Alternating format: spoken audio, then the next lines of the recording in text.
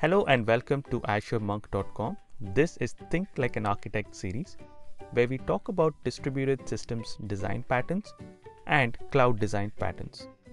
I know that sounds like a mouthful, but don't worry, I'll be breaking this down in plain English with a real-world analogy, a solution, and an example of how we implement it.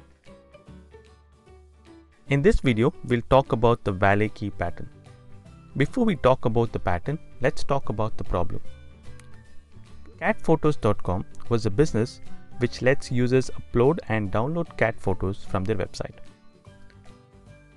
This site had an application server which does the authentication of the users and a data store where all the images were stored. Because the upload APIs were hosted on the application server, every time a user uploads the photo, the upload stream gets read from the client to the application server and then stored to the data store. Similarly, when downloading a photo, the application server fetches the photo from the data store and then streams it back to the client.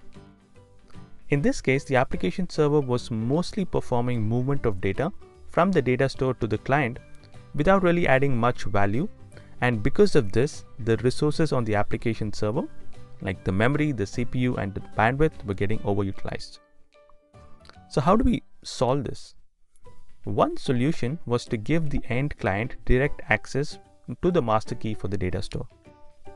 This would allow the clients to interact with the data store directly without going through the application server every single time. This is great for resource utilization, but the security team had concerns with that because these were highly confidential cat photos which no one but the authorized user should have access to. When we are designing a distributed system, we want to ensure that the application server is the one which grants access to the data to the client at the same time, not burdening the application server. But how do we do this?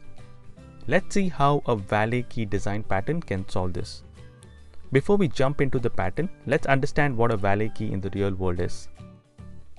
Let's say you have a fancy new expensive car and you drove to a hotel.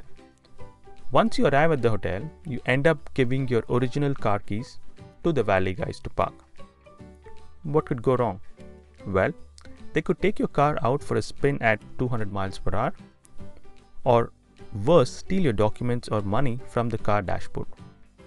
What you should be doing is handing out only the valet key to the valet guys. This valet key is a special key which controls what the valet guy can do. That is, go limited distance, you can't overspeed, only stop the car but no access to the dashboard. How this helps is you, the car owner, still controls the access at the same time. You don't have to manually park the car every single time.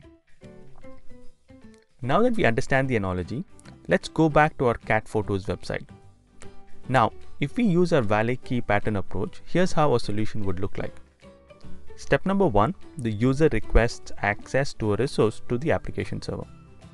Step number 2, the application server, after checking the validity of the request, now grants the client a token or a valet key to access specific data or a specific type of data, or for a specific time, or coming from a specific IP, or a combination of all of the above. The client now uses this token to access the data store directly. What's even better is the application server can invalidate the key after performing a certain operation. Now, let's take a look at how you would do that with a more concrete tech example. Let's go to Azure Storage, for example, and use this as our data store. Now, let's create a private container called images and upload the cat image onto this.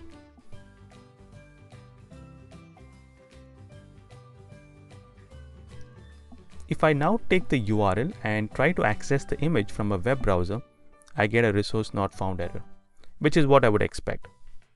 Now let's sprinkle some valet key pattern onto this. The way I would do that is use something called shared access signature, which I'll be using to distribute my valet keys. I now have the following option. I can restrict my kind of service that I want to access. It could be blob, files, queues, or tables. In my case, I only want to have blob, so I'll uncheck the rest.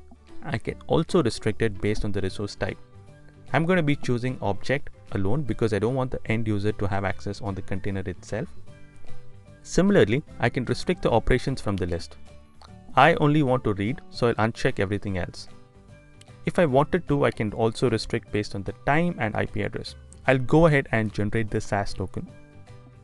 Now that I have the SAS token or the valet key, if I go ahead and embed this onto my existing URL, I should now be able to see my image. We granted the SAS token manually in this case. Of course, you would want to embed the code to generate the SAS token inside your application server so that the app server is still responsible for granting granular access, but not in the middle of transferring data and clogging up the resources. This was the valet key pattern. We'll discuss more cloud design patterns and distributed system design patterns in the upcoming videos. Thank you for watching. I'll see you again in the next video.